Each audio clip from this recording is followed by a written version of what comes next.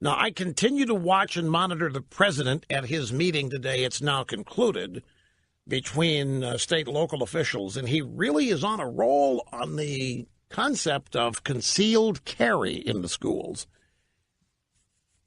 And if I didn't know any better, I would say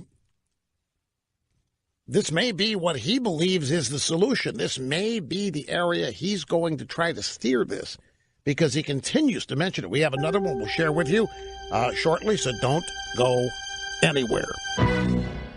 Just check the email during the break. Hey, Rush, is there anything going on out there besides this Florida shooting? I said, oh, yeah, there's all kinds of stuff going on out there. And I'll get to some of it in the remaining and final hour of today's excursion into broadcast excellence. Some people unhappy with the Olympics in a lot of ways. Those that are watching, anyway.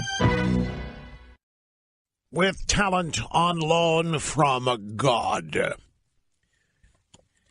It's Rush Limbaugh, the EIB Network, the historic EIB Network, the most listened to radio talk show in America, and the most talked about host, the most smeared host, and the most envied.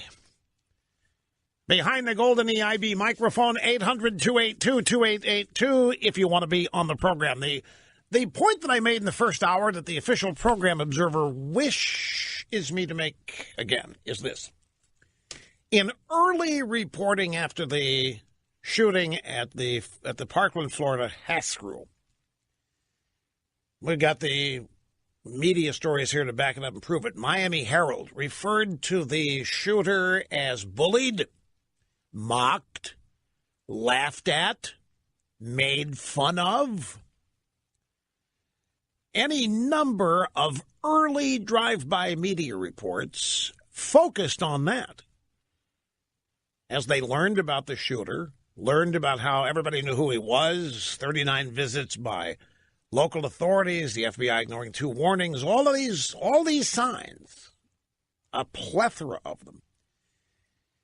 In the reporting on all that, it was also reported that the guy felt ostracized by fellow students. He was eventually kicked out of school. He never fit in. He was made fun of and laughed at. They mocked him all over the place. And my question to that was, who did that? Who did the laughing at the guy? Who did the mocking? Who was making fun of him?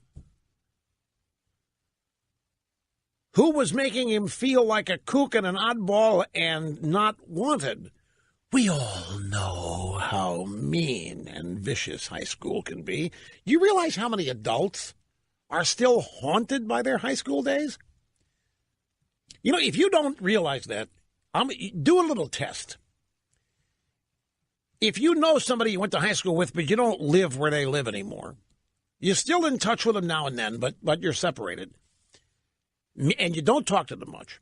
The next time you do, wherever the conversation goes, you'll find an opening. Say something like, I was in my high school days. I'd say, I still feel haunted by it.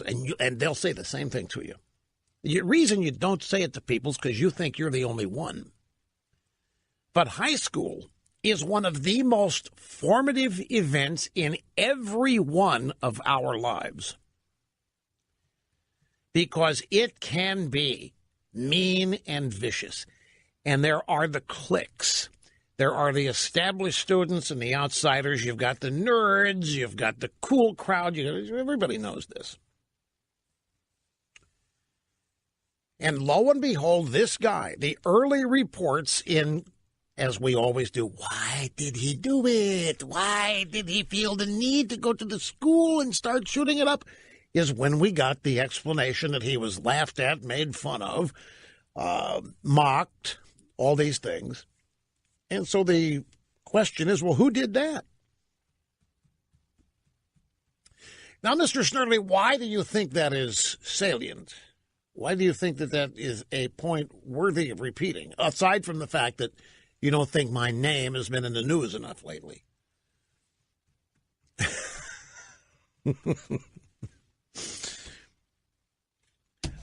Well, Well, it is an area of commonality. It is every one of these shooters. Even in the case of the Columbine kids, there were two of them there. You'll find that early reporting of the shooters has much in common with their feeling left out, pointed out, made fun of, kicked out of school even, bullied.